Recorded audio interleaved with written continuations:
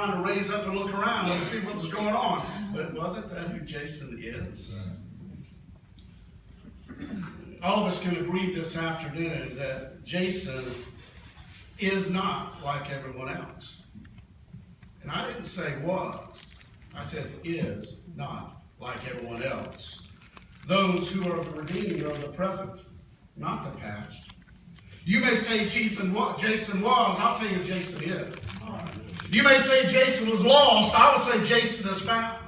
You say Jason got off track. God knew exactly where he was at each and every step. He may not have wanted Jason to be where he was at, but God didn't leave him. He didn't forsake him. He was there constantly, walking alongside and said, hey, you be over here a little bit.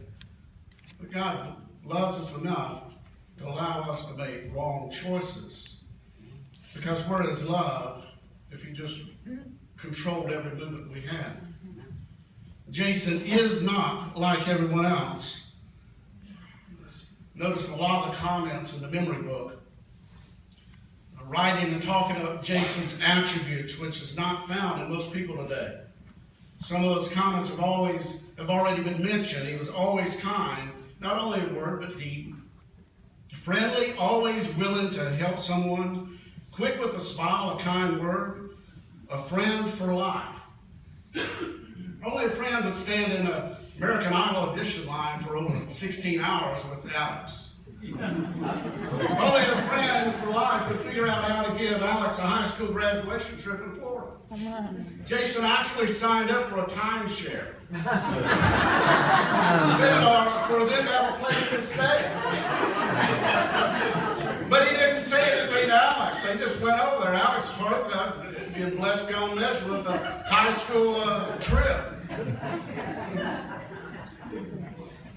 They get over to Florida and Jason says, I'll be back in a couple hours. I don't believe he told you where he was going. I imagine all those older people were sitting around and wondering what this young kid with a big smile was doing there sitting among all these older people like me. You think they thought he was a self-proclaimed billionaire? Only a person not like everyone else would do this for a friend and pull it off. Now, he loved you beyond measure. Hello, beautiful. Those are two words Jason would declare every time he saw Aunt Melanie. And based on observing our nephew, that Melanie tends to believe Jason kind of likely said that to a lot of people on the female side of the community. You see, prior to the recent flood of 2016, we encountered a flood due to a broken water line in our house. We had the insurance available at that time to bring Servpro in and let them clean it out. Now I just hire my brother, free labor like Jason. In the midst of this demolition phase where Servpro was in there ripping all our flowing out and drilling into the walls, up comes Jason. Jason was always showing up, willing to help. How can I help, Uncle Steve? How can I help Aunt Melanie? In the midst of finding out he could help, Jason noticed one particular person that worked for Servpro. She was female, and she was in his age range of attractiveness, where I come to believe that age range was quite wide. He told Aunt Melanie, I'm going to have her number, have her name, and I'm going to get a date with her before I leave. And within minutes, he was true to his word. He was a true salesman. He could sell himself. He had her name, number. He knew that she was single. And I believe they actually had a date or two.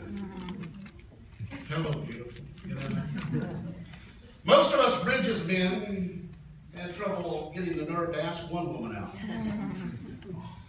Come on, brothers, y'all testify. I married mine after she asked me out the first time, so I didn't think I'd have another. Not the case with Jason. He always met a stranger. Being shy was not in his vocabulary. Who else could knock on a stranger's door and actually ask to use their bathroom?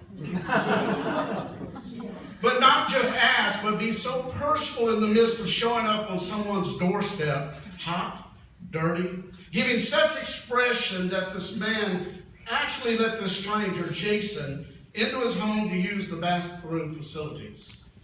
I imagine this man, is he here today?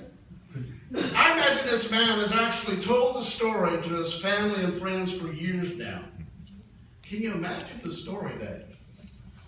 You're not going to believe what knocked on my door today. A young man in dire need of a bathroom. And oh, what a long, dire story this young man had to tell me.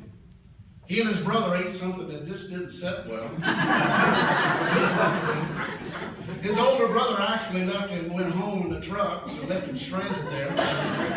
Because his older brother had to do the bathroom. He said he's already been in the woods one time, and would rather use paper this time. And can you imagine this man telling the story that he says, and you let him in? He would say, yes, how could I not? He was in quite a gastrointestinal bind. But weren't you a little bit worried about letting this stranger into your home? At first, but when I looked in his eyes, I saw kindness in the midst of his agony. Besides, he was quite persuasive. And Paul testified of that it was Jason's persuasiveness that he'd shared. He didn't use frugal the other night. He said, as tight as I am, taught me out of $20. Jason's presence changed the dynamics of any room he walked into. His dad had threatened him every time they shared with me. Every time they went somewhere out to eat, he would say, Jason, leave the waitresses alone.